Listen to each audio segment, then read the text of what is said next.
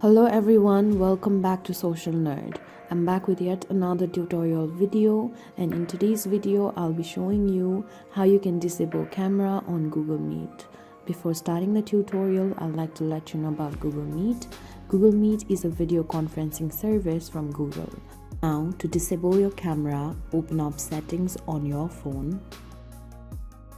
After you open up Settings, scroll down and go to Apps. After you tap on it, there you'll see various options, that is System App Settings, Manage Apps, Manage Home Screen Shortcuts, Uninstall System Apps, Dual Apps, Permissions and App Lock. Select Manage Apps. For that, search Google Meet on the search bar. Under Permissions, there you'll see the option of App Permissions. Tap on it. Select Camera, then deny Google Meet to access your camera. This way you can disable camera on Google Meet. Thank you for watching.